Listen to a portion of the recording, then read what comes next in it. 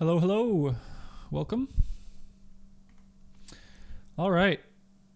Welcome back to Computer Science 3200. I'm glad you could tune in. Today we have a little bit of a special stream. So we have a bit of a shorter lecture today. Today we're going to be talking about continuing tasks, Markov decision processes, and dynamic programming. Someone says they can't hear me, but to me, I'm pretty sure you can hear me. You must have your sound muted because I just heard myself on the stream. So let me know if my voice is coming through for other people. All right. But then at the end of the lecture, we're going to have what everyone tuned in for, which is the Connect 4 tournament. Okay. So I did up a bracket here, and this is the tournament. We're going to have single elimination, best 2 out of 3. And the way that this was done was I took the top 16 assignments in terms of grade received and then randomized them and seeded them for a single elimination tournament. So this is what we're going to be doing after the lecture. So just to give you an idea of how hard it was to make it to the tournament, the 16th place team got a 93 on their assignment. So I apologize, even if you got a 90, you're not in, but I just can't spend hours and hours and hours running the tournament. And it's very well possible that your assignment, which didn't necessarily get the best mark, may have been the strongest AI, but we'll just have to see how this goes. So I think this will be fun. But, and just to update on the timeline, so next Tuesday, a week from now, is when assignment 4 is due. And then on that day, we'll also be giving out assignment 5. So just be aware that if you haven't started assignment 4 yet, you only have a week left. So please start that. Okie dokie. Let's get into the actual lecture. Just a warning. This is the heaviest lecture in terms of mathematics, but I promise all the math is really just algorithms.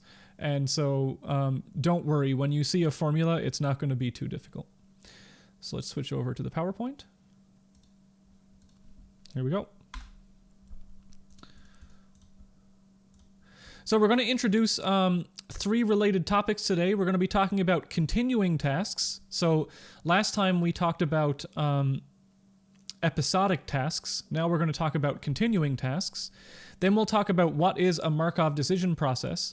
And we'll also just briefly mention and do an example of dynamic programming when it comes to reinforcement learning. So, episodic versus continuing tasks. So recall episodic tasks from last time.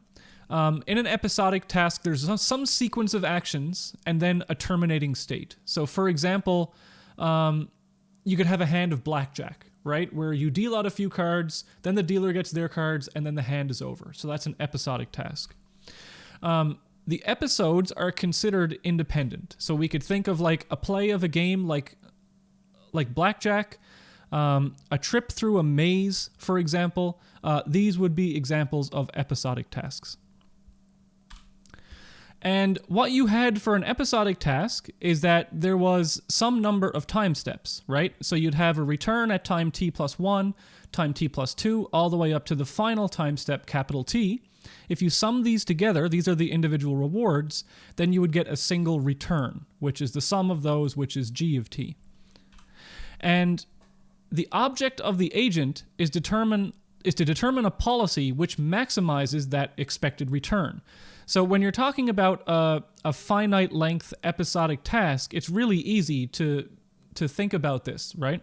But what if we had a continuing task? So these are tasks that don't break easily into episodes. It goes on continuously without limit. So for example, let's say you have a robot like a Roomba or something, right? And you just want it continuously cleaning. Or you have some control task inside a factory or something where the robot is going 24/7. Or a human being is a continuing task, right? So this episodic return formula that we had, it doesn't work because we don't really have a final time step. And so if we keep going and going and going, we could possibly have an infinitely large reward or an infinitely large return. And so what we do is we're going to introduce the concept of discounting. And this is going to be a little bit confusing at first. It took me a while to understand all about discounting and the Bellman equation and stuff. But please, you will need to know this stuff for the exam. And rather than me making like a 3-hour lecture on the topic, go read the chapter in the textbook, okay? So this chapter, especially in the textbook, is going to be especially important. So I'm giving sort of the high-level overview, but I want you to read the textbook. Okay. So what is discounting? So an agent tries to select actions that the sum of discounted rewards is maximized. So what we're going to do is we're going to introduce this parameter gamma. Gamma is going to be between 0 and 1, and gamma is called the discount rate.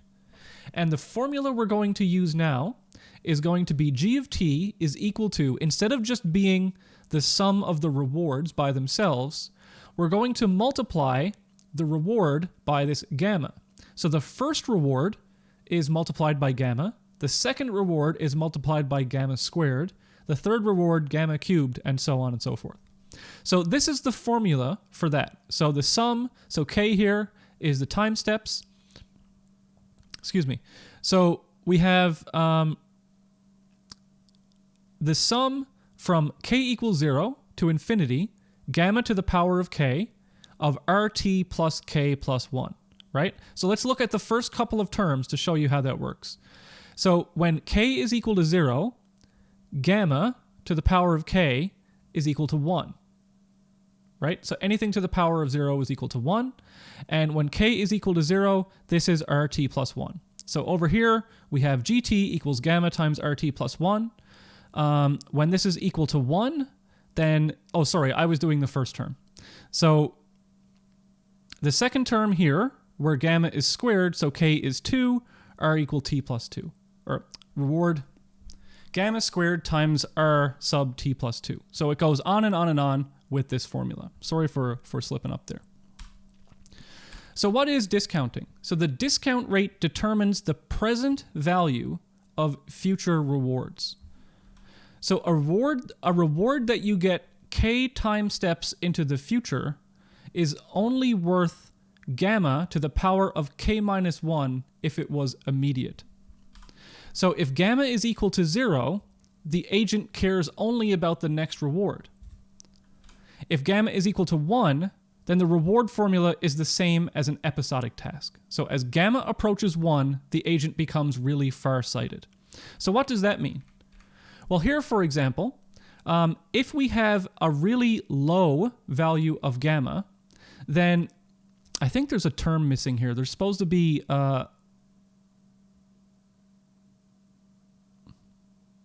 Yeah, I think there's a term missing there. I'll fix the slide for later. But as you can see, if gamma is very close to 0, and we're squaring this and cubing it, etc., then we are caring more and more about immediate returns. If gamma is really close to 1, then all of these values of gamma squared, gamma cubed, etc. are going to be very close to 1 as well, and so it's going to mimic the reward formula that we had before. So as gamma approaches 0, the reward is more short-sighted, and as gamma approaches 1, the reward is more far-sighted. And that's what that means. Okay.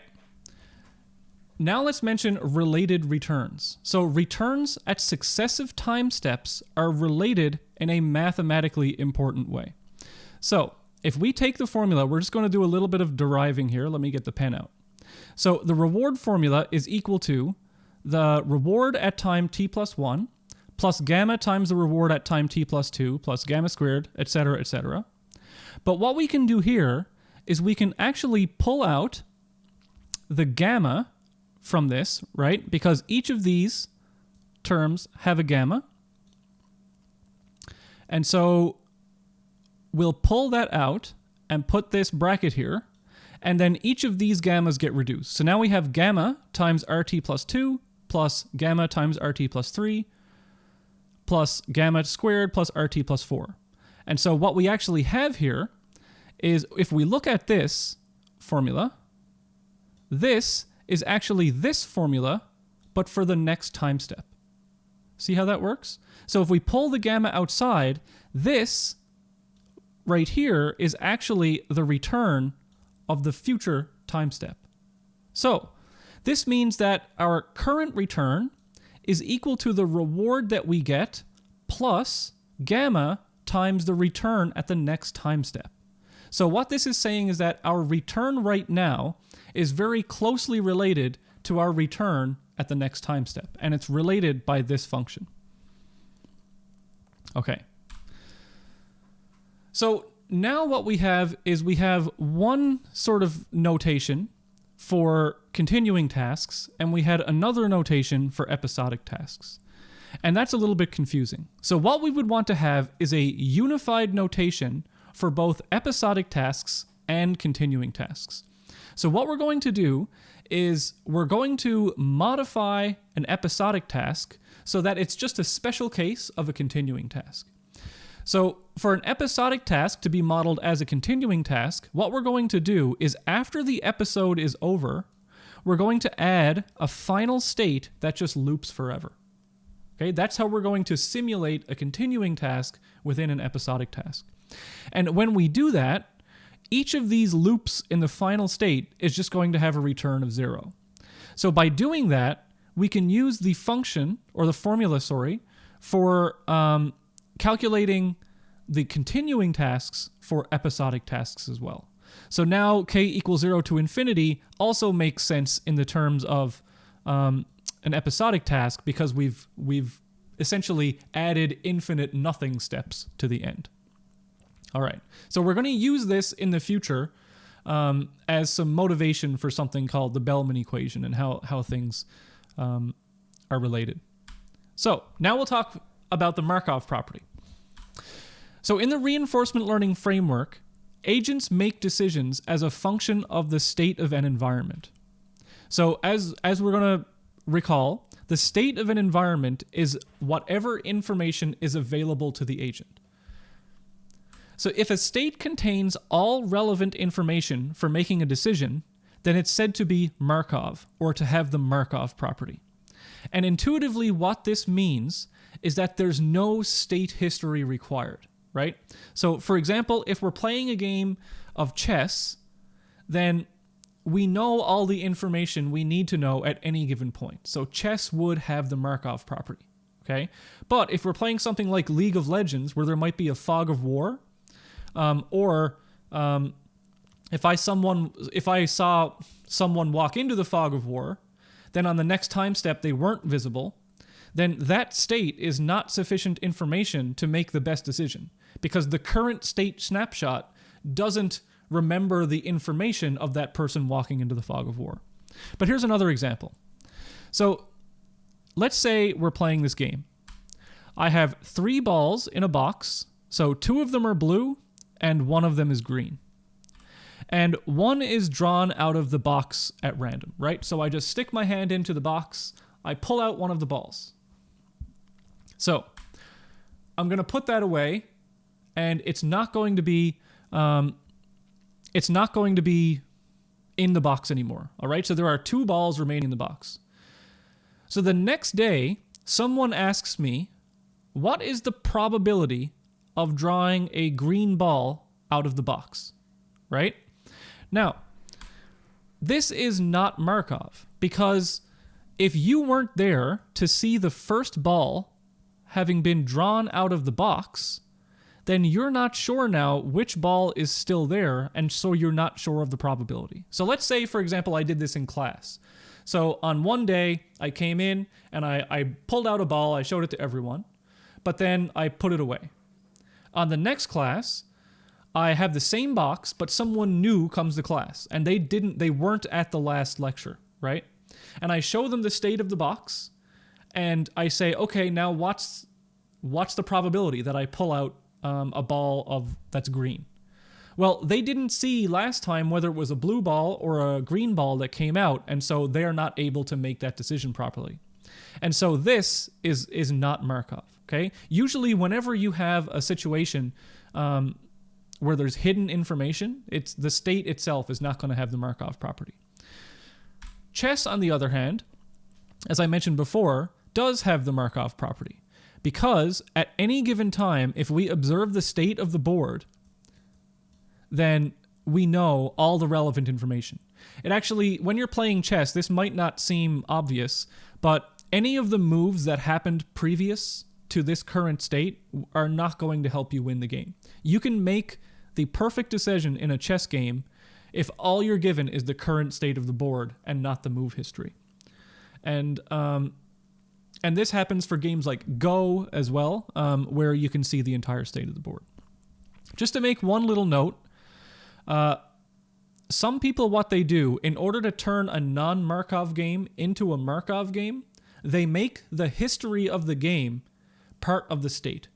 So for example, in our ball game, if what we did was we added to the state which ball had been pulled out, then it would be Markov.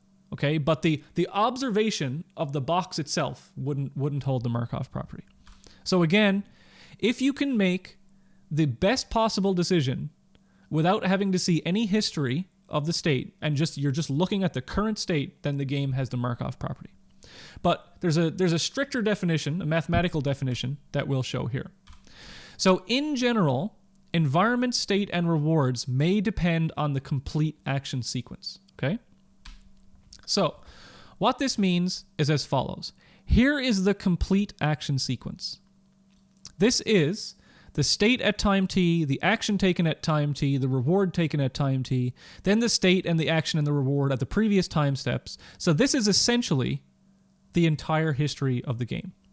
So what this part means is the probability that at the next time step, the state is going to be a particular S prime, and the reward at the next time step is a particular value, is dependent on the entire state history. Okay? So, again, this means that the probability of the next step, the probability of the next state being a particular state and the next reward being a particular reward depends on the entire state history. Okay? That's in general what is needed. So every problem possible, this is what you need. But if the Markov property holds, that means that the environment response at time t plus 1 depends only on the state and the action at time t. So, whereas non-Markov games require the entire action history, the probability of Markov games transitioning to a particular state and having a particular reward is based only on the previous state and the previous action. Okay, so that's the biggest difference, and that is the technical definition of the Markov property. But if you're looking at it from the point of view of decision making, it means that in non-Markov games, your decision may depend on the entire history, but in Markov property games, your decision making can depend just on the current state and action that you're observing. Okay, so a Markov decision process then. Any reinforcement learning task that satisfies the Markov property is called a Markov decision process. And I'm not sure if you've heard this before, but it's if you go to any AI conference or read any papers, you're probably going to hear about MDPs. So again, any reinforcement learning task that satisfies the Markov property is called a Markov decision process. If the state and action spaces are finite, then it's called a finite MDP. So here is the the definition of an MDP. Okay, so an MDP is defined by 5 things: S, A, P, R, and Y. So S is the finite set of states. Okay, actually this is so some set of states, capital S. We also have a set of actions. And what this capital A is it contains all the legal actions A sub S that are legal from a given state S. Okay, so it contains all actions that are legal from all states. So S is the states, A is the actions, P is the probability distribution of transitioning into future states. So what this means is it's the probability that an action A takes us from state S to another state S prime. And this can be also viewed as the probability that ST plus 1 equals S prime is based on the previous S and the previous action. So for example, in some games, the probability of a given action taking us from one state to another state is 100%, right? Because, for example, if we are playing chess, the probability of me moving my... whenever I move a piece in chess, the probability that the resulting state will be a given state is 100%, right? Because there's no random elements in the game of chess. So in chess, each action would transfer one state to another state with 100% probability. But if you're talking about something like blackjack, where you're going to get dealt another card, so if you take the action of hitting in blackjack, the probability that you'll go from 10 to, say, 15 in your count is not 100%. It might be like 10%, right? So the probabilities of transitioning from one state to another state given an action, that is what P is. The rewards are also, R then is the reward that you get by doing action A from a given state that gets you to another state. And so this is the reward after transitioning from state S to state S prime via action A. And gamma, as we saw before, is between 0 and 1, and this is the discount factor. So this is the definition of a Markov decision process, or MDP. The Markov decision process problem or objective is to then choose a policy pi that maximizes the return of the Markov decision process. And so this is the return. So that's why I introduced this first, is because this is the formula, and now you know what this gamma is, right? So if we sum up all of the rewards, then that is the return of the MDP that we're trying to maximize. And this can be solved in a number of different ways, but one of the ways we're going to be looking at in this lecture, which we will not be implementing on an assignment, but I just want you to know about it, is called dynamic programming. So who out there in the chat has heard of dynamic programming before? So this can be solved by dynamic programming only if we have a model of our environment. So if you have a perfect model of your environment, you can solve this really quickly using dynamic programming. But it turns out that in a lot of problems, you actually don't want to use dynamic programming due to certain properties. But we'll talk about that in the next lecture. So what is dynamic programming? Dynamic programming is a collection of algorithms that can compute optimal policies given a perfect model of the environment as an MDP. Now, dynamic programming is also, when you talk about an algorithms class, not necessarily reinforcement learning, dynamic programming is a set of algorithms that say, my value is somehow related to the value of my neighbors. Okay? So if you have neighboring states in an environment, your value is somehow related to your neighbor states. So what we're going to do is we're going to use dynamic programming to compute the value function, and then use the value function to compute the policy. So let's just do one quick example of what I mean by dynamic programming. And so I'll explain this in sort of algorithmic terms, and then we'll show the mathematical function for it. So here I'm coming back to this canonical example that we showed in the last class. So if, let's say I'm doing pathfinding, okay? So I'm doing pathfinding, I've got a particular state, x, y, and my actions transition me to other states. So let's say I can move up, down, left, and right. And I'm going to turn these actions, rather than represent them by their x and y values, I'm just going to say up is action 0, down is action 1, left is action 2, and right is action 3. So from a particular state, I have these 4 actions that I can do. So if we're talking about dynamic programming, let's say, just for example, we know the values of our neighboring states, right? So we talked about values last time, so state values. So for example, if by going up, so the state above me has a value of 20. The state to my right has a value of 10. The state to my left has a value of 30, and the state below me has a value of 0. So if my neighboring states have these values, then it turns out that I can compute the value of the current state. So how am I going to do that? Well, first, let's go back and look at these actions. So in order to know the value of the current state based on the value of other states, we need to know the probability of us choosing particular actions. And that's the probability of choosing actions at a given state is given by our policy, right? So let's just say now, so what is my action probability of going to these states with these values?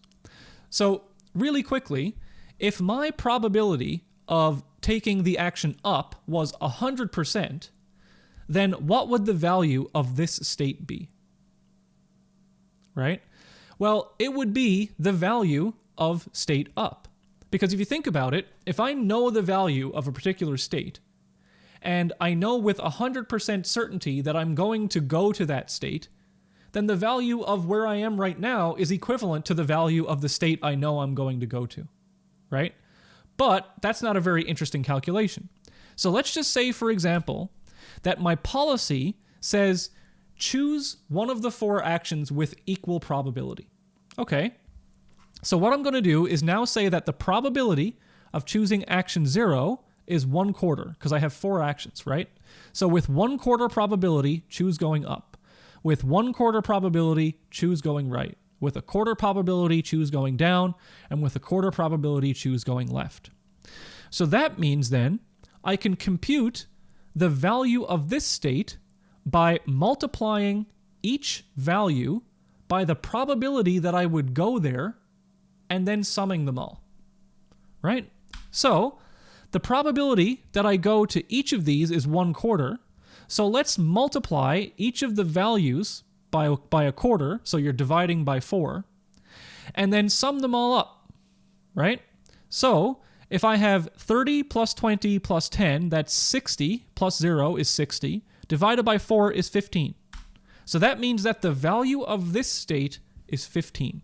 And so this is the idea of dynamic programming, is that if we have the value of neighboring cells, we can use our policy to determine how likely it is to go to those states and then compute the value of the current cell. So that is dynamic programming in a nutshell. Okay, so we'll talk about policy and value evaluation now. And what we're going to do is compute the state value function v pi for an arbitrary policy pi. And I know that sounds like a mouthful, right? But v pi is what we just computed. So v pi here is 15. Well, why is it v pi? It's because the policy pi said to choose each action with probability 1/4, right? So the value of that policy, the value of that state under that policy was 15. But if we went back to here in the previous example, and so if my policy was equal to just go up, right? So if this was 100%, then my v pi of s under this policy would be the value of the state if I go up. So it would be 20. Okay? So you can only talk about the value of a state within a given policy, because that policy tells you where you're going to go. Okie doke.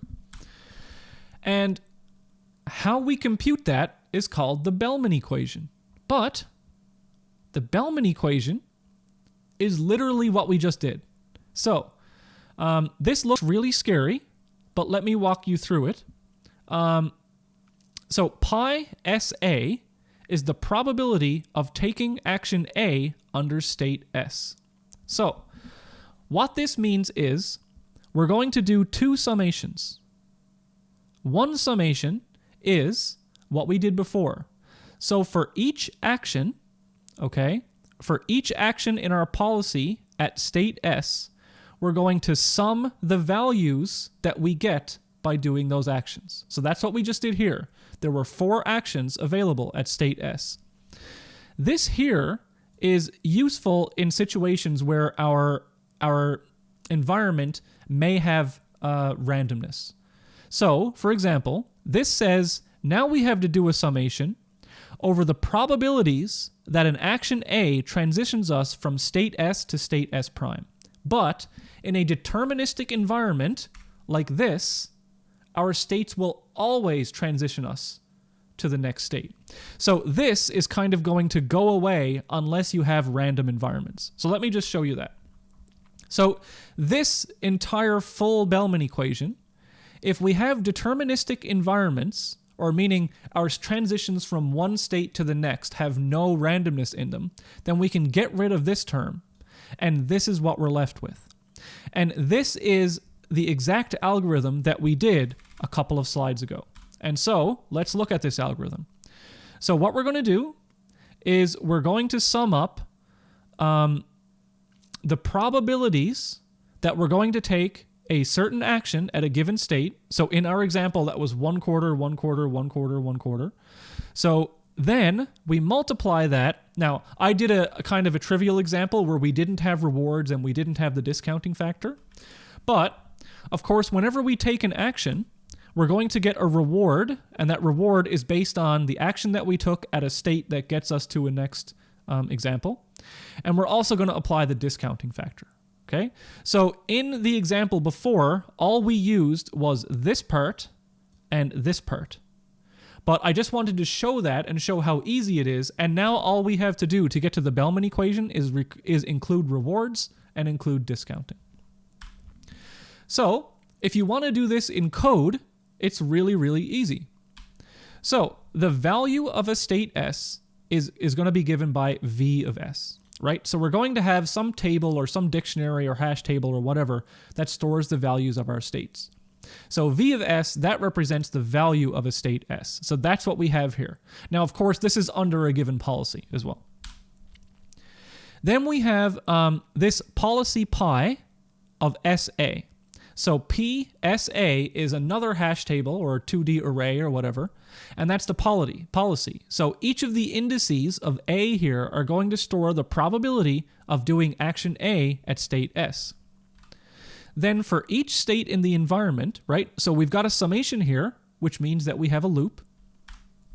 We're going to set the value of S equal to 0, and then for each legal action, right, so this is this loop right here, this A, P is the probability of choosing A at S, which is P of SA. So this right here is P of SA.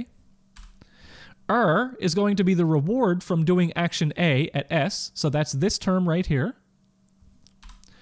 And then S prime, this is the child state, right? The neighboring state. So we apply action A to state S and get the next state. So that's S prime right here. Oh, I'm so sorry. Someone tell me about the webcam. Oh no. Okay, so S prime, that's the next state. And then here's the update function. So since this is a summation right here, we need to start with a 0 in order to do the summing, right? So that's our sum. And to do the sum, we're going to be adding to that sum. And what we're going to add is P, because P is this term, right? Then we have this thing in brackets, which is this thing down here in brackets, which is R, which is this term, plus gamma times V of S prime. All right, so let's take the pen here. And so the summation is, this is the loop, right? You got to loop over it. VS, that's this thing. The probability of choosing action A at state S, that's P of SA. The reward you get from doing action A at state S is here. The discount factor is gamma right here. And V pi of S prime is this right here. Right? So that's how we take that formula and we put it here. Someone just asked, will this be in the YouTube? Yes, it will. Okay. So if we have an example here, this is an example of a Gridworld problem that's in the book. Please go read this example, okay? So this is almost exactly like we did in the previous example, so I don't need to do this out. But the book shows this example, and it says, let's take this cell right here, for example. Okay? So we're taking this cell here, for example. Let's say we didn't know the value of that cell. Well, we could compute it by using the Bellman equation on its neighboring cells. So what we could do is say, okay, the probability of going up has a certain value, the probability of going right has a certain value. We take these values, multiply by the probability, multiply by the discounting factor, and then sum them up. And then we would get 7.8. Alrighty. So if we then translate this into a policy, then what we can say is, well, I'm going to want to go towards the highest values. So here what you can see is it's pointing up and it's pointing left because it wants to go to the highest values. And if you give me 1 second, I need to be right back. I've got a little bit of a thing here I need to deal with. Give me 1 second.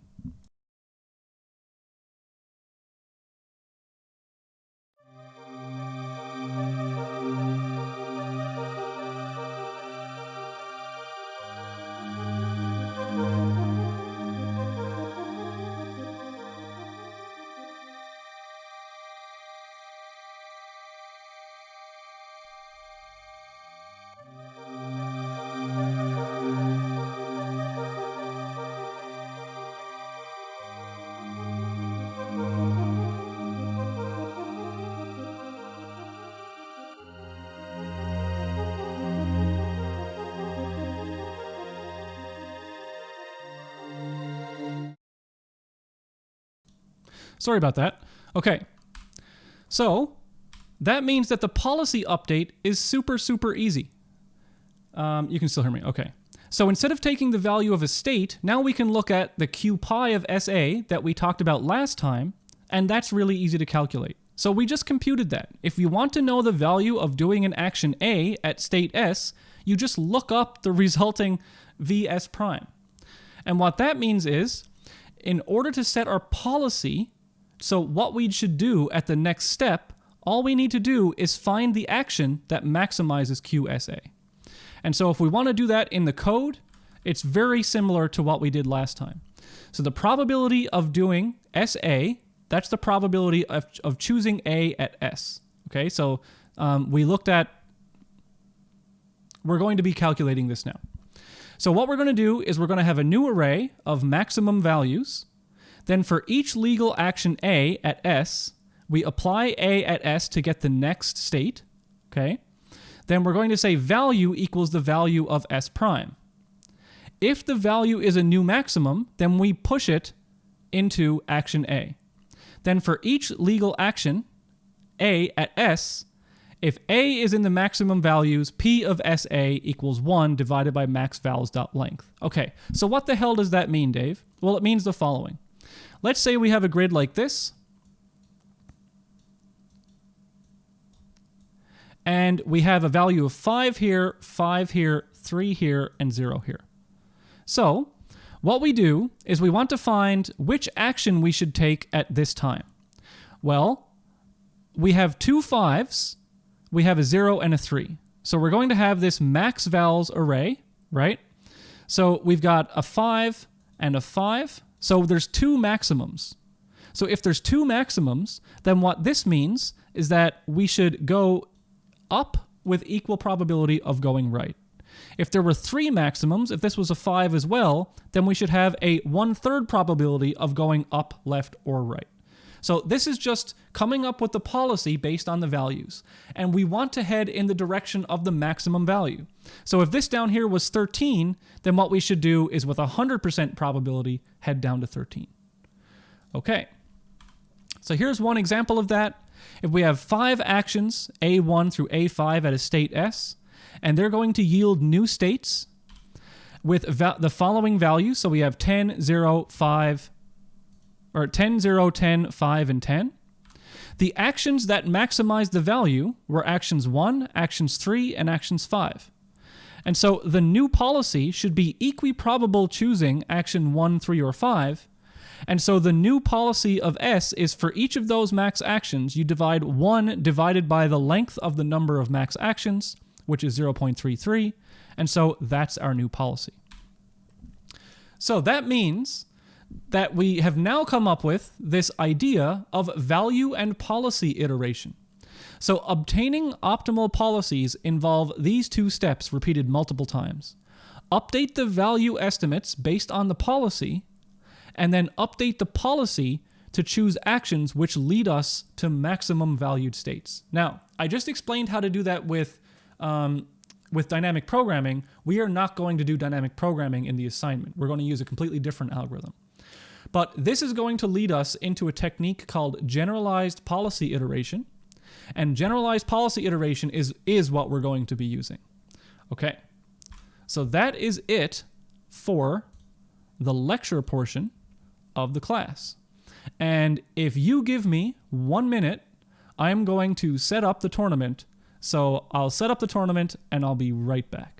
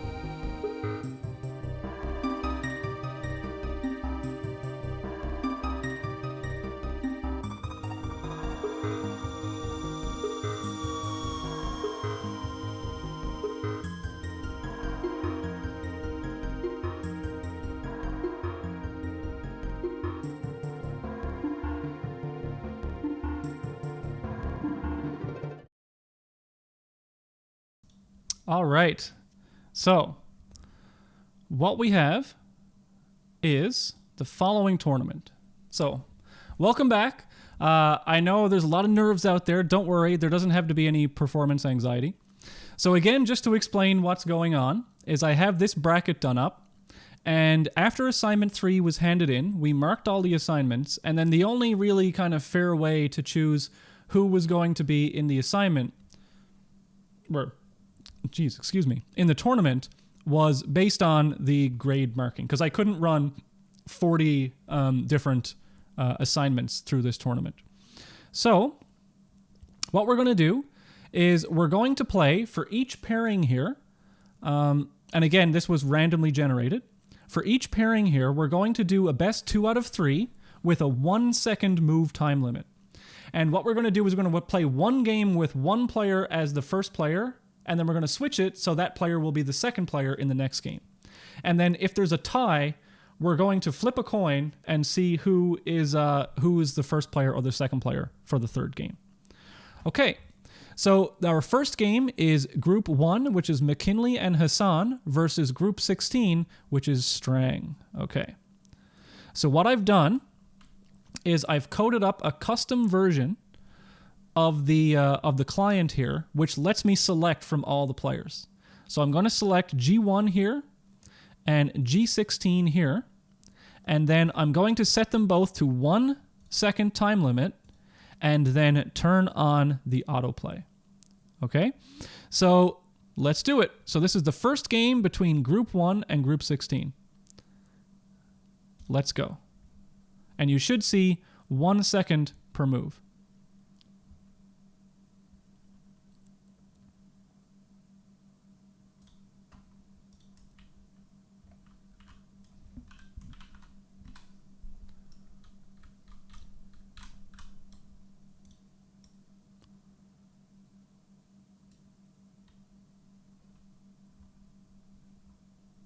It's a pretty close game.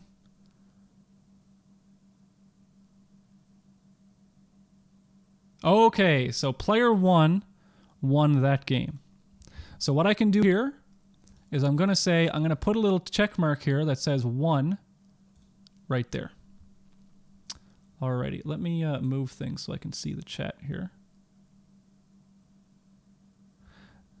Yeah, so I'm not using the actual challenge website, but I am just editing the screenshot of the challenge bracket. All right. So I generated the tournament on challenge, and now I'm just editing it in MS Paint. But let me make that a little bit smaller. So the text size, we're going to say that's like 24, so I could put 2 in here if necessary. All right. So now we're going to go back, and we're going to run that again, but we're going to have... we're going to turn off autoplay. This is going to be 16, and this is going to be 1. Alrighty.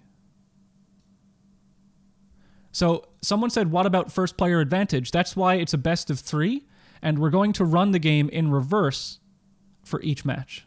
So now it's G16 going first and G1 going second. All right, so let's see how this goes. I wish there was some sort of commentary that I could make, but I don't know. It's not like a sport, right? I don't know what to say here.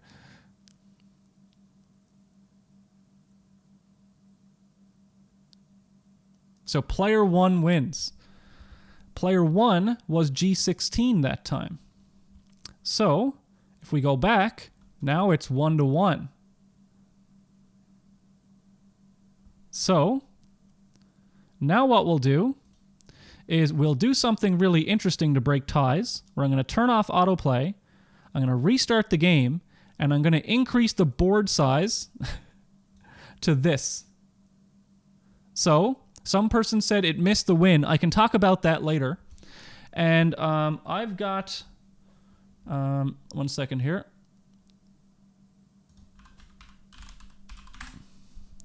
I'm going to generate a random number. And if it's odd, player 1 goes first. So it's odd. So player 1 goes first.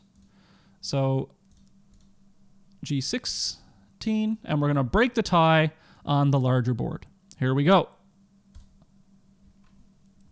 Let's see what happens now.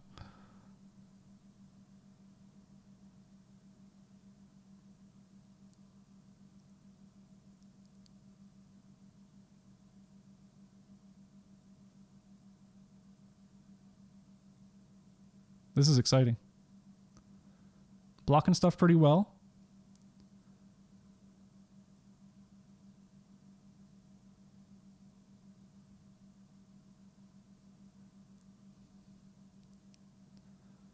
So what you'll find is that if AIs are really good, this ends up being like a lot of ties. Okay, so player 1 won. So group 1 moves on. So we've got, I'm just going to put another 1 there. That doesn't mean 11, it's just 2. So group 1 moves on to the second round. Congratulations to McKinley and Hassan. Now we've got group 8 versus group 9. So group 8 is Sylvester and Imam versus Zheng and Hu. So let's refresh here. So we've got group 8 versus group 9. And here we go.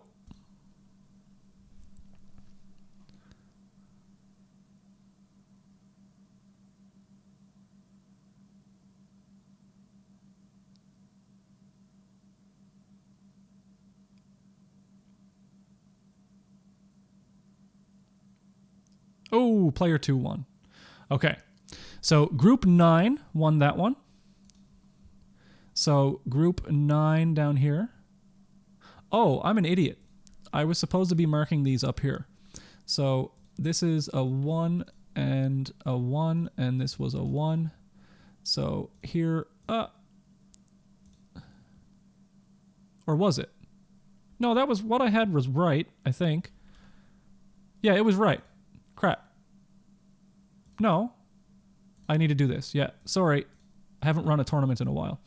So, actually that's not true. I ran a tournament last month. Here we go. Now we have group 8 won the first game, and now we'll flip it around. So now we have group 9, and we have group 8, and we're going to restart the game. And we'll see how this works out. Okay. That was interesting. So, not all programs are perfect. I don't know what happened there. Let's see if there's any JavaScript errors. Nope. Okay. So, player 1 won that one. Sorry about that. So, let me mark this down. Just to see that wasn't a fluke, I'm going to restart it, but I'm not going to count this one as the result. So red goes for the bold move there, right? But I guess what happened is that after these two were placed, it was just GG. So red was G8. So we're going to go back here and yeah, so that's 1 each. So now what we do for the tiebreakers is we turn off autoplay. We're going to turn it up. We're going to go to random.org. If it's odd, then group 8 will go first if it's odd. Okay, so it's odd, so group 8 will go first. So group 8 is first player, group 9 is second player, and now we turn it on.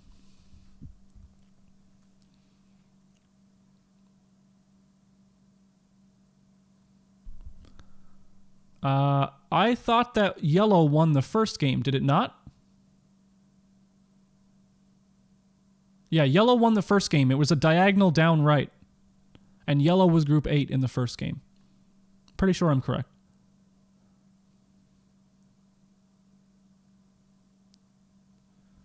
Player 2 wins. Okay. There we go. So, here we had player 2, which was group 9. And so they won 2-1. So Zheng and Hu move on to the next round. Okie doke. I think I've been doing well. If someone can prove or show a clip where I made the mistake, then I'll go back and redo that one later. Next, we have Group 4, which is McDonald and Fowlau, versus Group 13, which is Zinat and Joe Bayer. So let's go back over here. So we have Group 4 and Group 13. That was it, right? Yes, 4 and 13.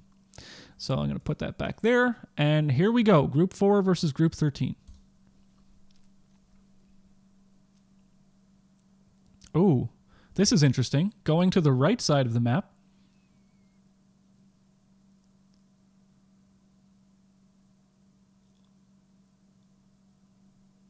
So you may think that this is ridiculous, but what happened there was a very interesting part of alpha beta. And what happened was yellow saw that in the future it was going to win, like no matter, like it was going to win 1, 3, or 5 moves into the future.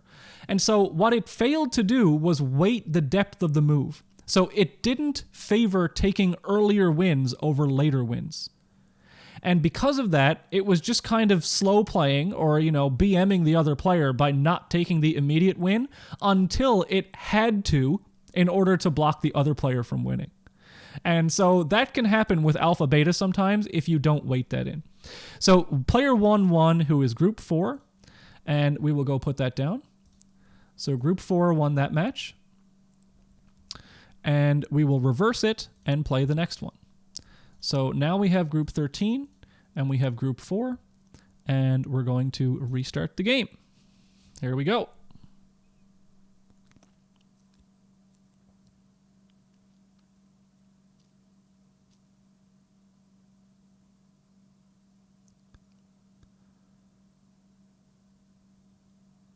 All right, so that's interesting, but that's all you can do.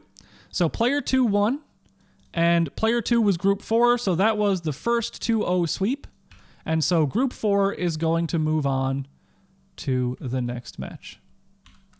Yeah, so this is grad students and undergrad students. And trust me, there are a lot of undergrads here. Oh, sweet. Someone that I can ban. There you go. You're banned. Someone was just spamming in the chat. Okay. So now we're going to move on to Group 5, which is Goodridge and Smith versus G12, Churchill Myers. So we have another 2-on-1 situation. So this may or may not be fair. But we're going to have group 5 versus group 12. So I'm going to restart here. Group 5, group 12, put this down to 0, and autoplay. All right, group 5, this is pretty symmetrical so far. Okay, they blocked a win. That's good. That's an improvement over the last match. Oh, red is building up a pretty dominant position in the center. Oh, this is gonna... Oh, no, yellow! Okay, so yellow didn't block there. That's okay. Someone asked in the chat, can you explain what you're doing relation to AI? So this is Computer Science 3200. For assignment 3, so player 2 wins. So that was group 12. This is an assignment that we had in the course to make an AI to play Connect 4. And now this is the final tournament for that. So now we got to switch these. So this is group 5 and this is group 12. And then I can just restart.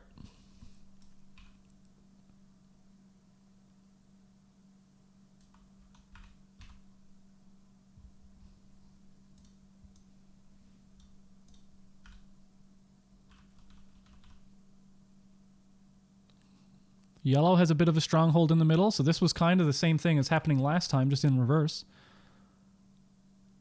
It's almost like a mirrored game. And so player 1 won this time. So player 1 is group 12, so we'll go record that. And look at that. Okay, so that was another 2-0 sweep for Churchill Myers. All right. Great job, Churchill Myers. So Churchill Myers will move on. We do not need to play a tiebreaker match. Alrighty. And by the way, this has nothing to do on your marks. You'll just get a trophy and a trophy online on D2L. So here now we have Group 2 versus Group 15. Group 2 versus Group 15. Group 2, Group 15. Put this back down. Turn on autoplay. Here we go. Group 2 versus Group 15.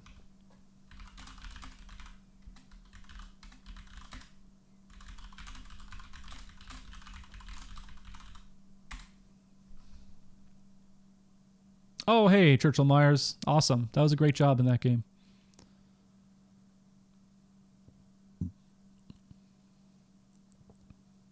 And to the guy in the chat asking what this is, you can type !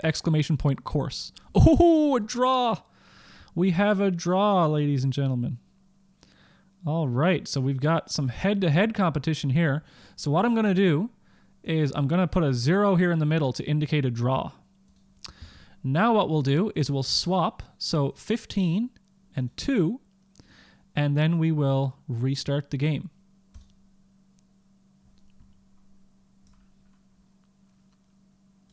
So what you will see is a bunch of draws when the AIs are really good.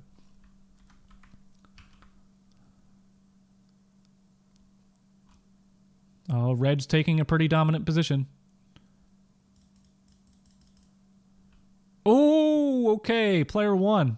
Okay, so player 1 won that one, which was Group 15. Yeah, so Group 15 won that one.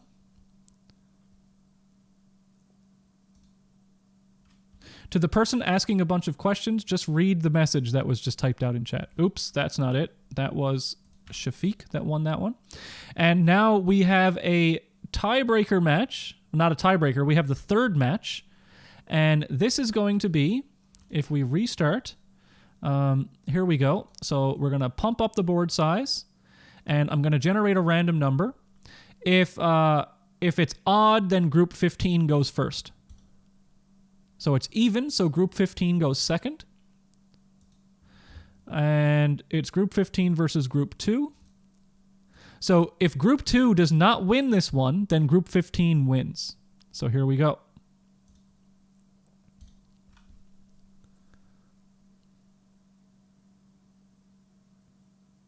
Yeah, some people saying they didn't get a chance to see their bot in the tournament. I apologize for that.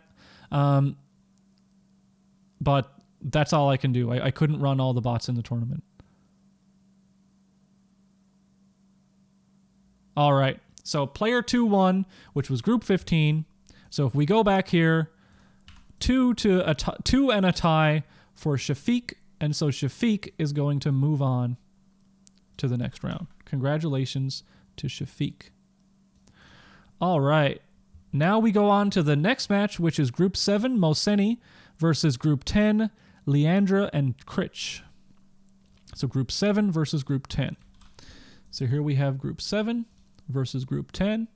And there we go. And autoplay.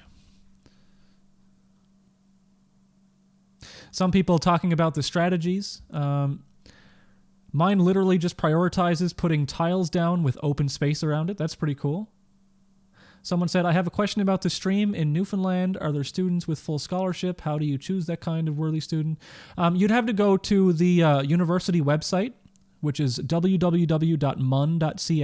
If you type !website in the chat, you can actually go to my website, figure out some details. So player 2 won this game. So group 10 is up 1-0 in this match.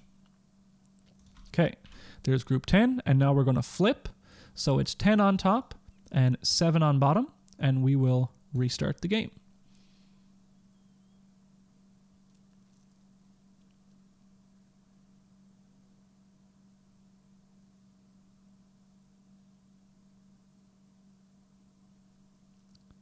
Someone else said, mine prioritizes potential 4 connects. It takes the opponents into account as well. Oh, that's cool.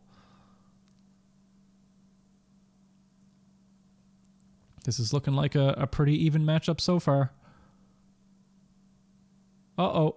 Oh my god, look at this. Oh, player 1. Just barely won with 3 moves left on the board. That was pretty exciting. Okay, and player 1 was group 10. So player 1, oh, we have a 2-0 sweep there. So Mohseni gets knocked out in the first round, and we have Leandri and Leandri and Critch moving on to the next round. Okay, next we have group 13 versus group 14. Oh, group 3 versus group 14. Let me just double check. 3 versus 14. Yep. So we can turn on autoplay and watch this one.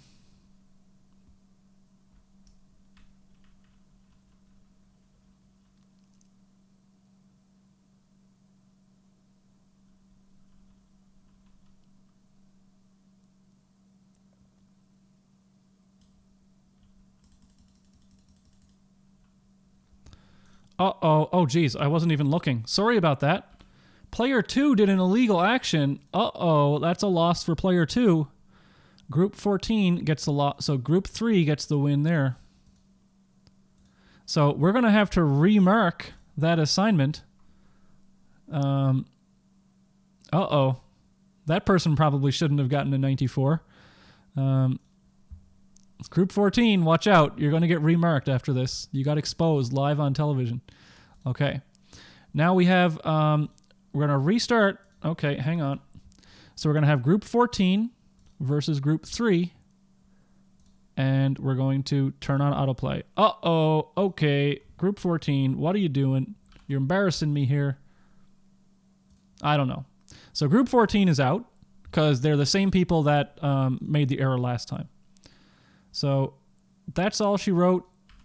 Trim and Fowler get the bye, I guess, in pairings into the next round. So Trim and Fowler, you guys go on. And if the TAs are watching, please remark Sobranus and Slade's assignment because that shouldn't be happening. Okay, the last one of the first round is going to be Group 6 and Group 11. So we're going to restart. Group 6 versus Group 11. Change this down and then autoplay. Uh-oh. Uh-oh. We had a couple. Oh, I see. That was a JavaScript bug. Sometimes it looks like the moves are instant or they're delayed, but they're oftentimes, it's just like JavaScript being weird.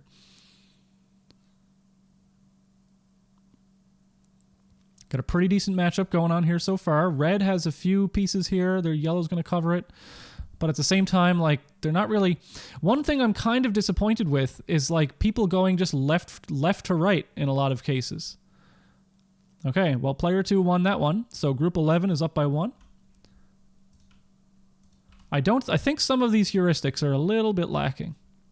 So we'll go group 11 versus group 6, and we will restart the game.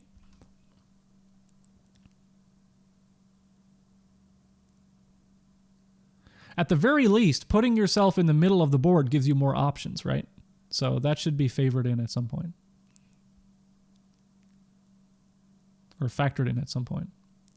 But they are, you can see that they are blocking the wins from the other team, etc.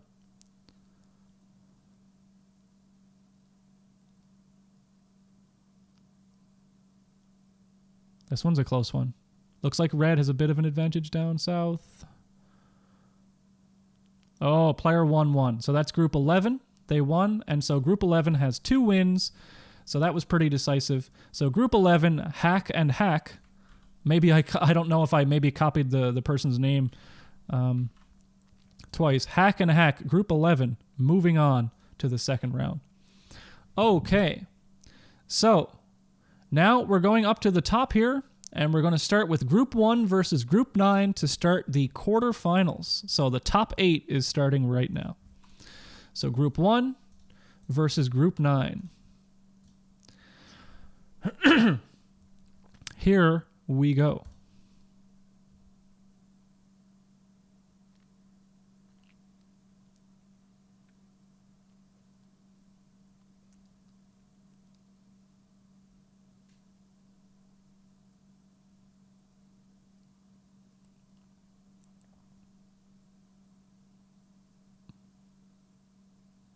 So yellow can't place here or it loses.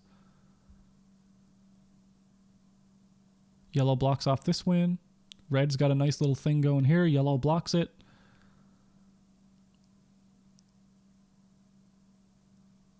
There we go. Okay. So group 9 takes a W for that one. Now we're going to swap. So group 9 versus group 1. Restart game. Mine sends it to AWS AutoTurk and a person decides the next move. Oh, wow. That's pretty good. You've got a person playing very, very swiftly.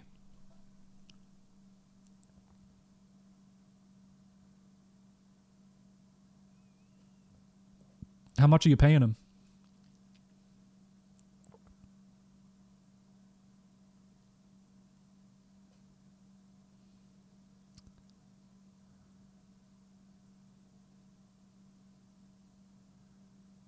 The finals are going to be a best 3 out of 5 on larger maps with 3-second move limits.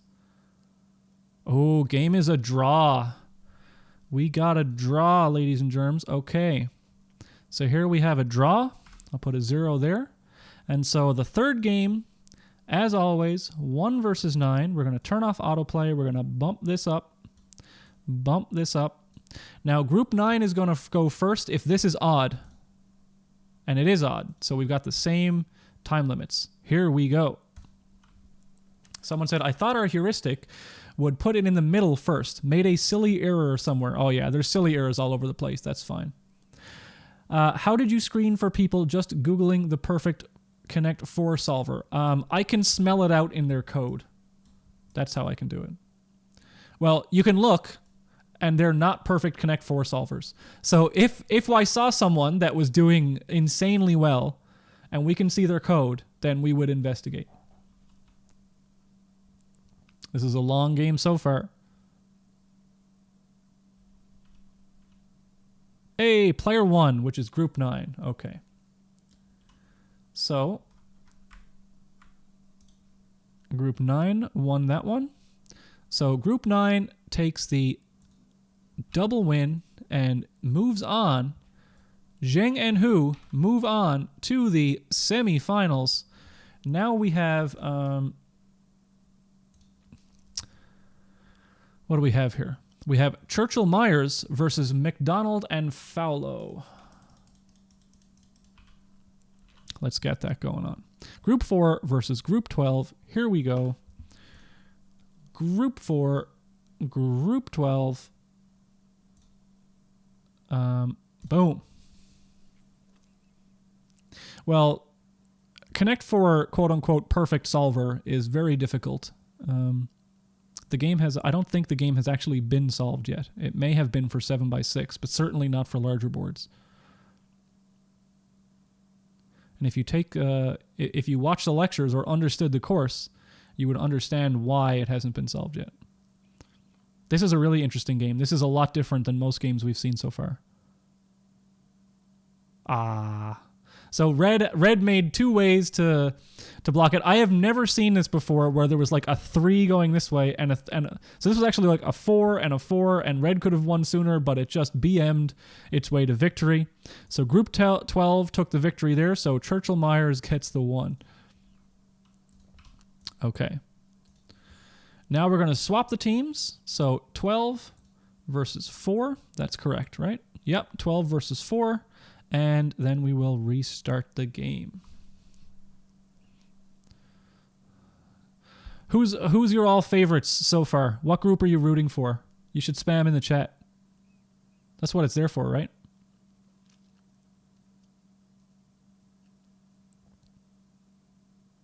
Interesting. So group 4 did not block that. Maybe it saw its inevitable death in the crystal ball. And just decided to end it now rather than ending it in the future. So group 12, Churchill Myers, looking pretty strong so far. Moving on to the semifinals. Here we go. Okay. Now in the other semifinal bracket, we have group 15 versus group 10. So let's restart that. We've got group 15 versus group 10. Autoplay on.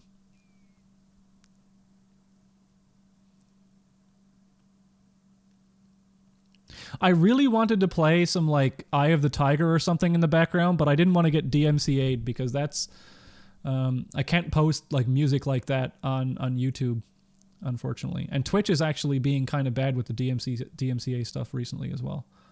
Oh, that wasn't a good move. Group 15, what are you doing? Group 10 takes the W on that one. Here we go.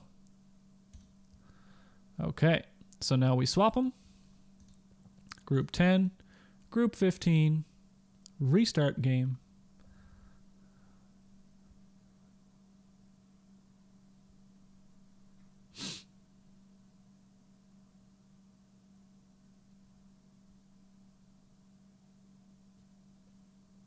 Someone says, on a standard board, you will always win if you go first in 41 moves. I guess that's with perfect play. It's a solved game.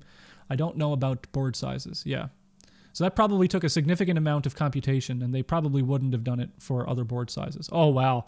That was 15 different ways to win. So Group 10 with a decisive win there. And so that's the 2-0 sweep over Shafiq. So Group 10 moves on to the semifinals. So Churchill Myers, Leandri Critch, they sound like undergrads, if I remember correctly. Do we have those undergrads there in the chat? Now we've got 3 versus 11 for the final match of the quarterfinals. 3 versus 11, was that correct? Yes, 3 versus 11. And here we go. Nice. Ooh, Group 11. Group 11. What's going on? I want to restart that. What's going on over here? Broke due to timeout. Oh, no. Group 11 with the crash. Group 3 takes the win. Here we go. All right, let's hopefully it does better on the next time around. How did it not crash the first game? We don't know. Maybe the other group was throwing stuff at it. Group 11, Group 3. Put this down. Autoplay on.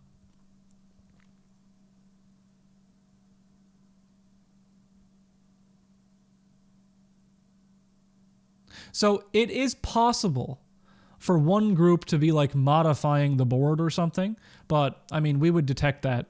And so that, I don't know. That's really strange, though, that would happen. So we'll see what happens in this match. Maybe we wouldn't have needed the first game anyway.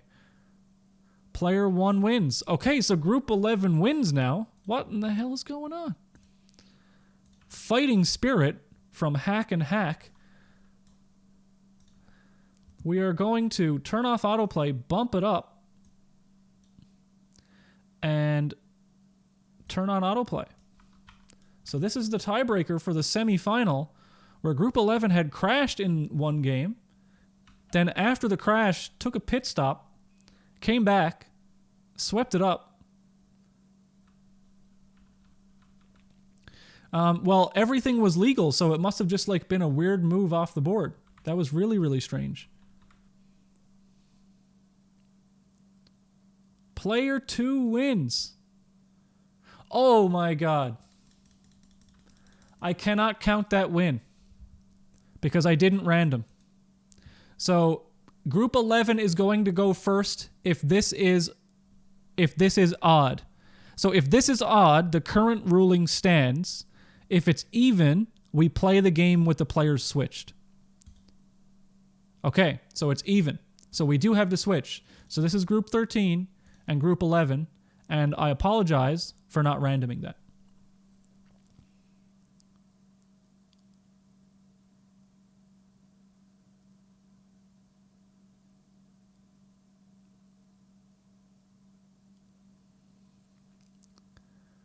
The big board takes a while to play. Oh my. Red's got a triple going.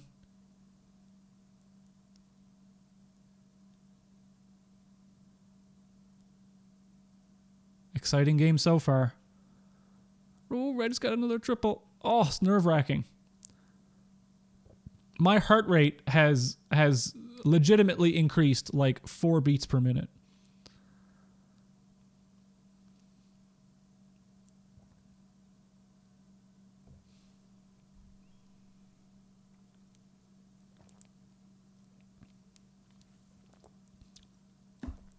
Oh dear.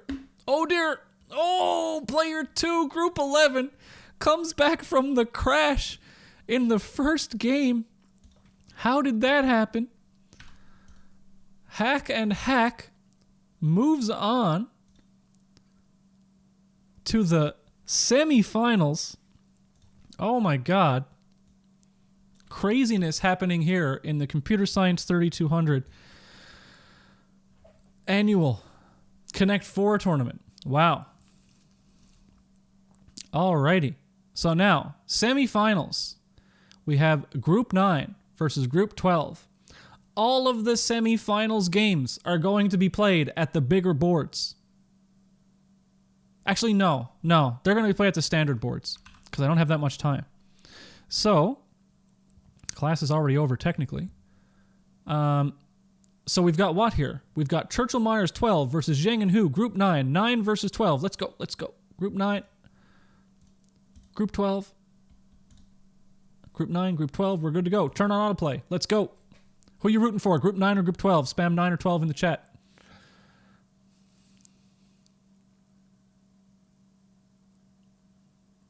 We got to vote for 9. Uh-oh. Group 9 has a couple of... Oh, Group 9 has a triple. Group 9 is setting up... Oh, no, that's Group 12. That's Churchill Myers with the triple red blocking off a possible move for yellow. That's always strong. Oh, look at that. Connect 6. Connect 6, ladies and gentlemen. That should just be a win. That should be like the tournament there. Oh my god, Connect 6. Churchill Myers just showing off at this point. Putting down the 1 for Churchill Myers with the Connect 6. Holy crap, I have never seen a Connect 6. But we got to flip the board. It's not over yet. It's not over yet. Restart the game.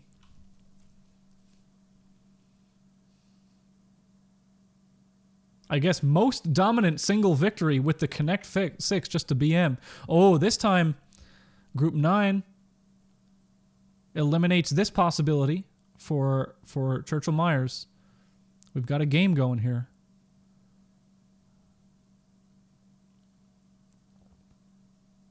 What's going to happen? Oh. I have no idea. I'm not good enough to see this in real time.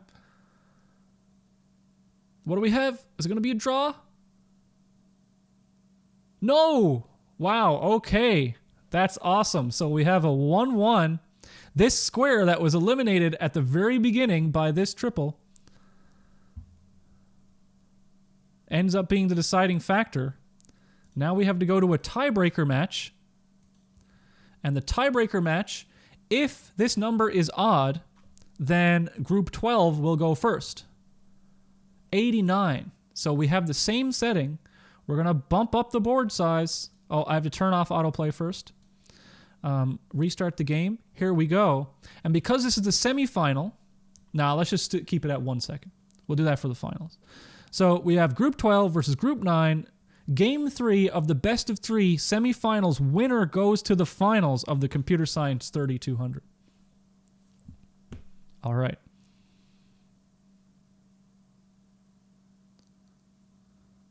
Churchill-Myers taking their first loss in the semifinals. Incredible action here.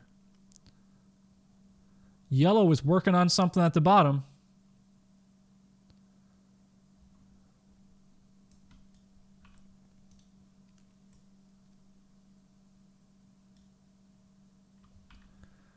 I have no idea who's winning here. So Red's got a triple lined up here. Yellow's got a triple lined up here. Player 2 wins. Oh no. Comeback from behind. Player 2.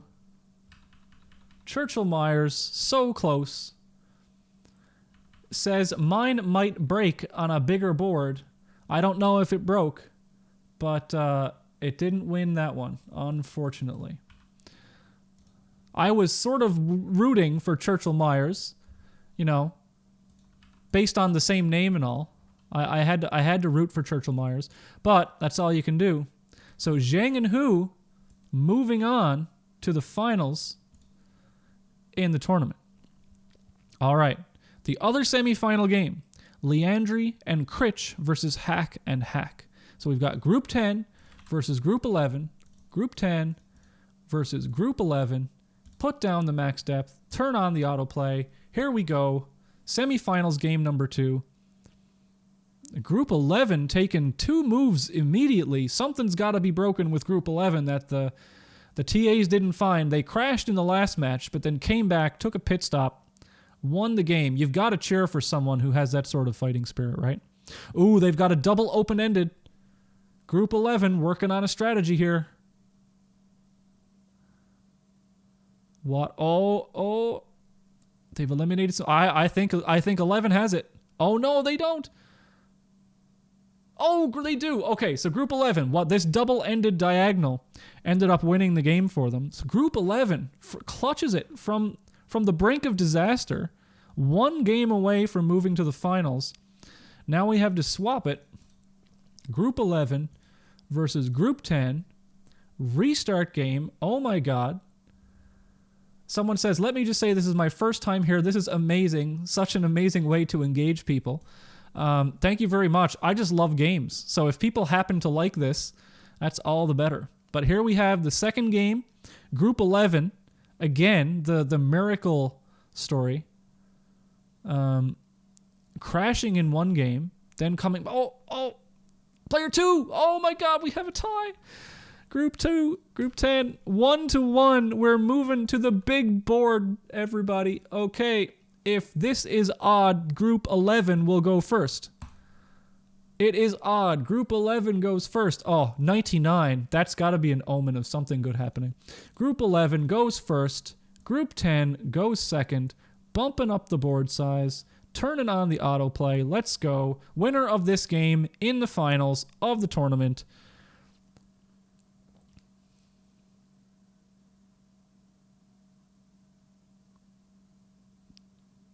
Both semifinals went to overtime. Exactly. Whew. My heart rate went up by another 5 beats per minute. Player 2 from nowhere. Out of nowhere, Group 10, Group 11, you hate to see it. Came back, crashed. Came back to win 4 straight rounds. And then in the semifinals, just stumbled at the finish line. Group 10 runs past them. Into the final match. What can you do? Group 10, Leandri and Critch. Are Leandri and Critch in the crowd tonight? I hope so, because we've got a finals on our hand. We are going to have the first 2 games played 3 seconds each move. If the second 2 games, 3 seconds on the big board, and if there's a 5th game, it'll be, we'll see if we get to a 5th game. Okay, Group 9, Group 10, here we go, Group 9, Group 10, 0, 3 seconds on the board, and away we go. So this one will take a while. Undergrad versus grad for the finals. Can you imagine? So right there, it looked like one move was taken instantly, but it's a bug in the JavaScript display. So don't worry about that. These 2 are in the finals. They know what they're doing.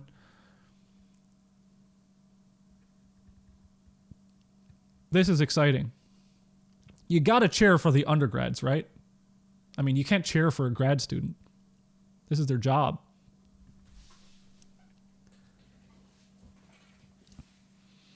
Whew. I don't know. I can't even comment on this one.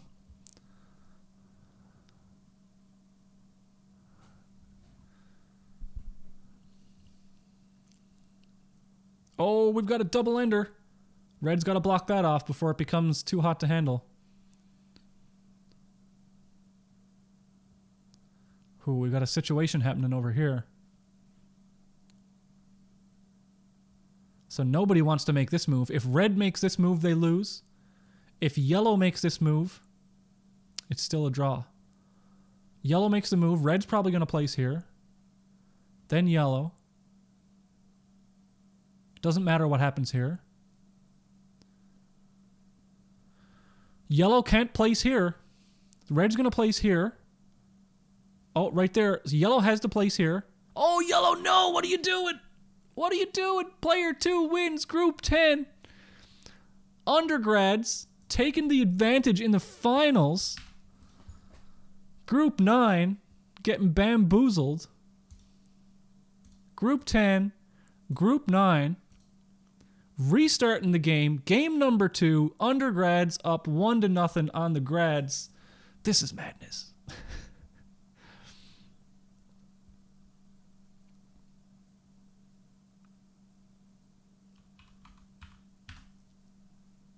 Oh, I wish I was allowed to play music. This would be too hype.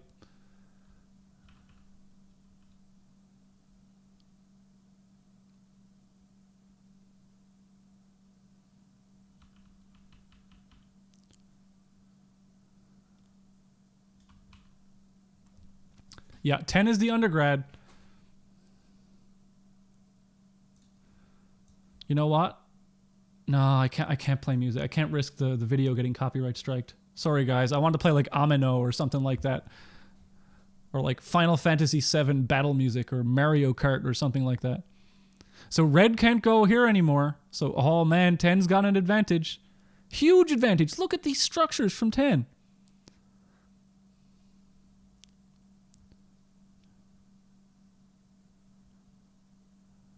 Oh, this is intense.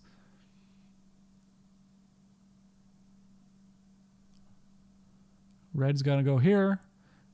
Yellow, red, yellow, red. Yellow, what are you doing, yellow? No! No!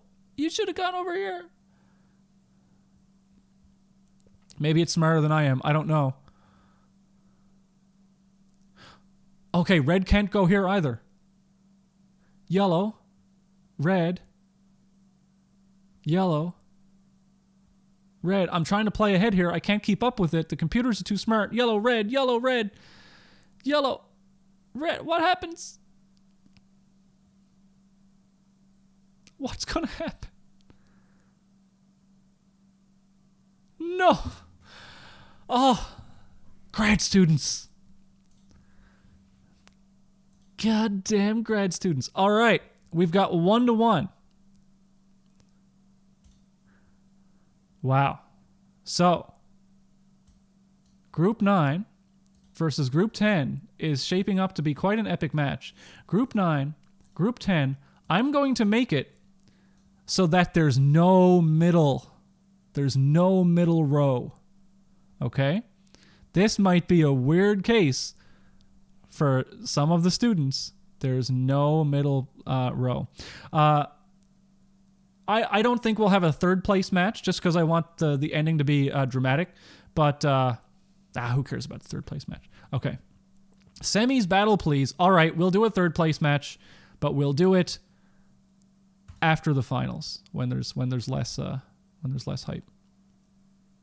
Okay. Now we've got Group 9 versus Group 10 on the first match of the third game, tied 1-1 in the finals.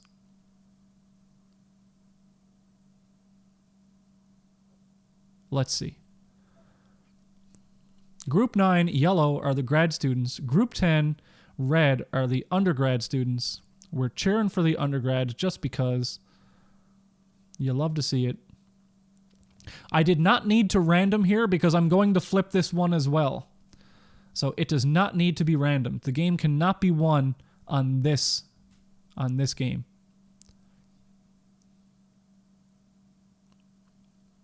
Do you have any unsupervised learning lectures to recommend? Nope, I do not. You can watch this course, though, if you type !playlist.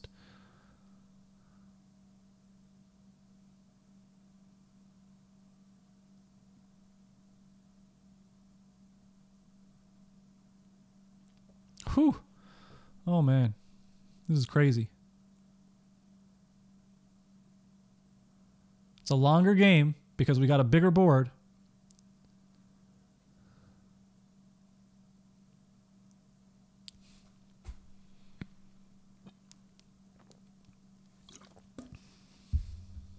Which group is the undergrads? Group 9 are the grads in yellow. Group 10 are the undergrads in red.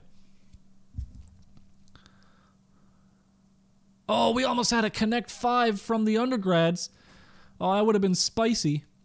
Just rubbing it in.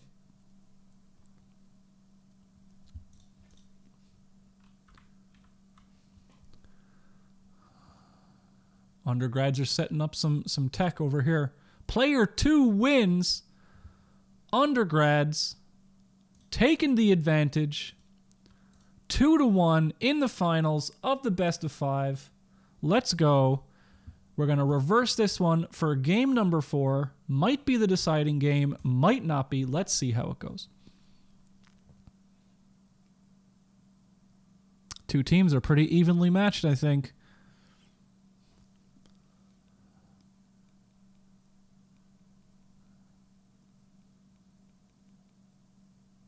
And again, to all the people who aren't in the finals or who didn't quite make it to the tournament, I feel your pain. I wish I had time to do a top 32 bracket. That would have taken twice as long as this, and we're already 20 minutes over for the class. I already am not going to my Ultimate Frisbee game tonight because it got rescheduled to right after my lecture.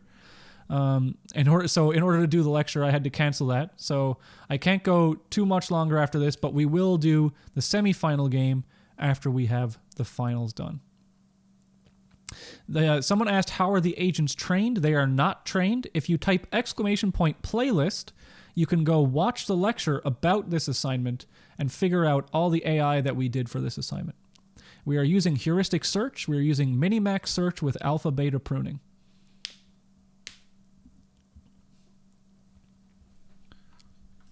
So this is heuristic search. It is not machine learning.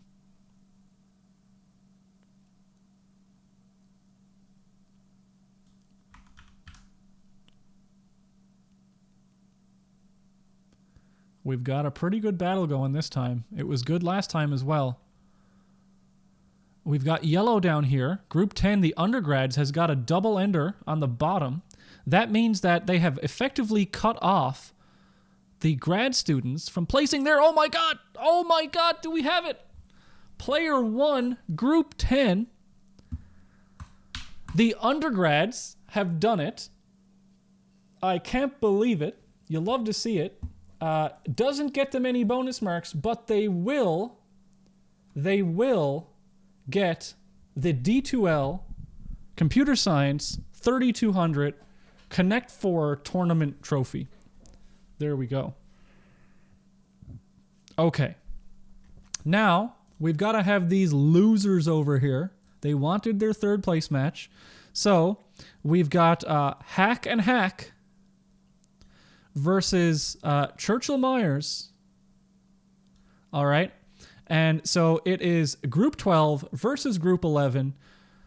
We are going to play the semifinals right now. Best of 3 on 3 seconds. Okay. What was it? Group 9 versus Group 12. Group 9 versus Group 12. 3 seconds. Standard board. Here we go. Semifinal match. Royalty-free, triumphant music plays in the background. I couldn't agree more.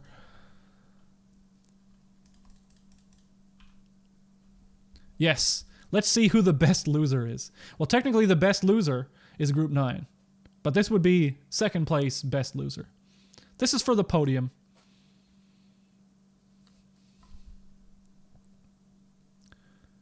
I'm going to go over here and circle these guys in gold with the gold.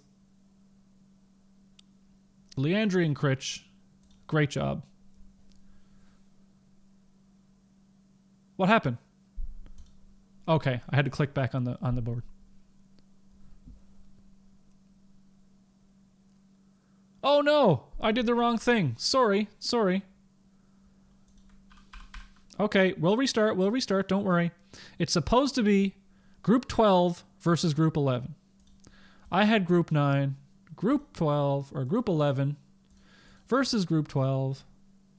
3 seconds each. Thank you very much. We are restarting it. That's why I have an audience, right? So they can tell me. Oh no, max depth! Max depth! Dave, what are you doing? Who is this organizer? 11 versus 12. Making sure... Group 11, Group 12. Okay, we've got that part settled. Max depth, time limit, autoplay. Now we're good. There we go. I was just testing you all. That's all a test.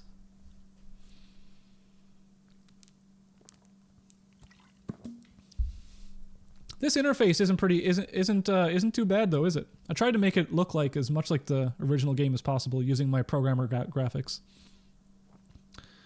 Don't you pebcack me. It's the user interface's fault. That was also programmed by me.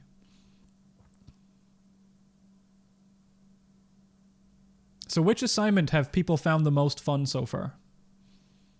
I know assignments may not be fun, but which one did you enjoy the most?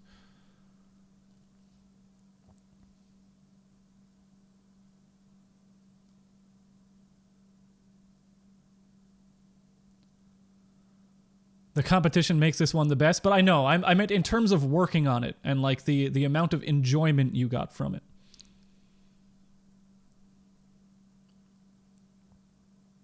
Assignment 2? Cool. Yeah, I really like assignment 2.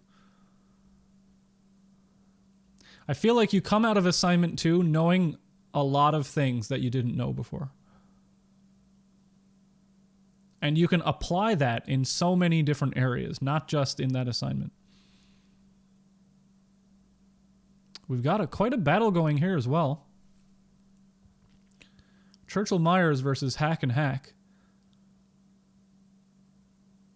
Apologies if I pronounced Hack wrong. It might be Hawk or something like that. Uh-oh. Yellow's got to move there now. Oh, now he's going to block. Yellow. Red. Yellow. Red.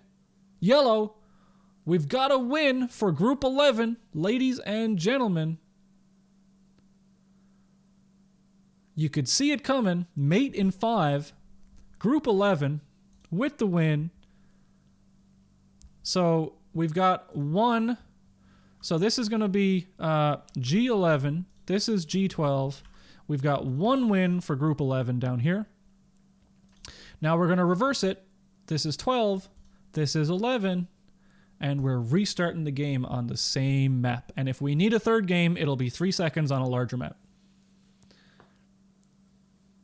Someone said, the one should have been the most fun, but I got really frustrated when my Galaxy Brain heuristic didn't work. So last minute, I switched to a basic boy heuristic.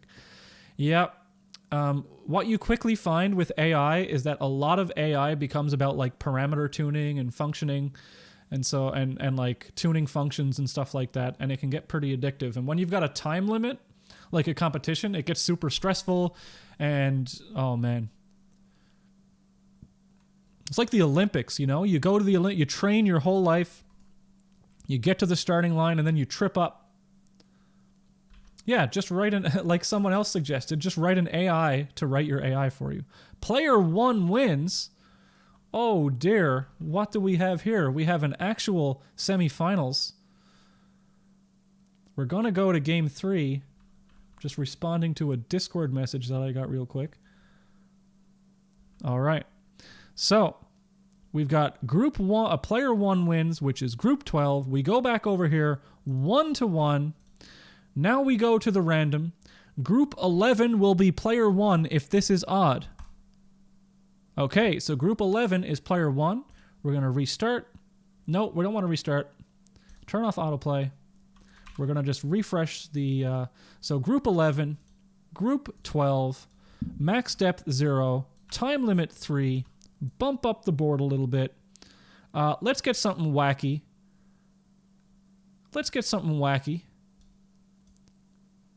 How about this? Here we go. Here's the finals. Let's go 9x5. Turn on autoplay. No one has an advantage here. We'll see how this goes.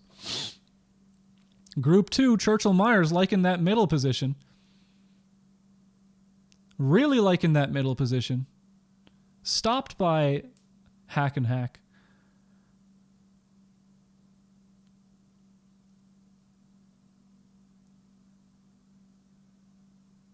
Oh.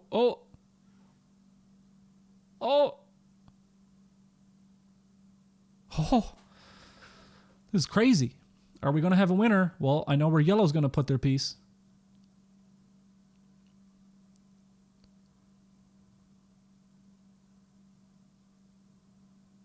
This is a fun board size.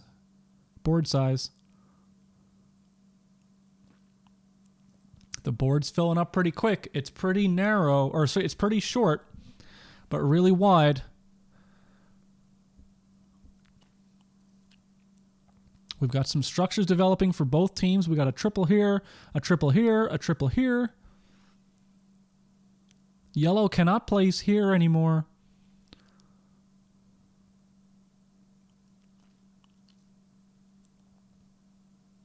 Oh dear. Yellow is making plays up here. Red trying to come up with something.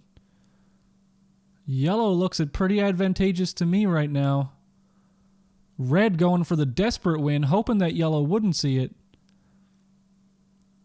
Yellow trying to fill out up here. Oh, we've got another triple for red. Yellow's going to block off this triple. We've got a triple here. No, what are you doing, red? What are you doing? You could have had it.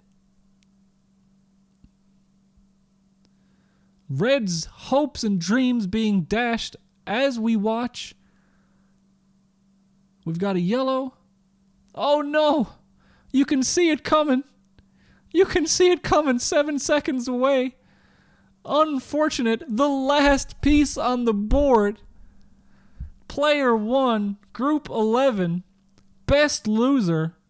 Put it on the board. Group 11, Hack and Hack. Congratulations. Let's write the standings on the board.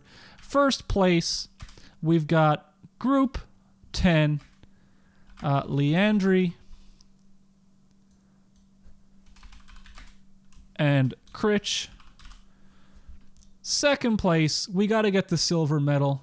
Second place, Zheng, or Group 9, Zheng and Hu. Third place, we got the orange. We got this. 3, we got Group 10. No, not Group 10, Group 11, which is hack and hack.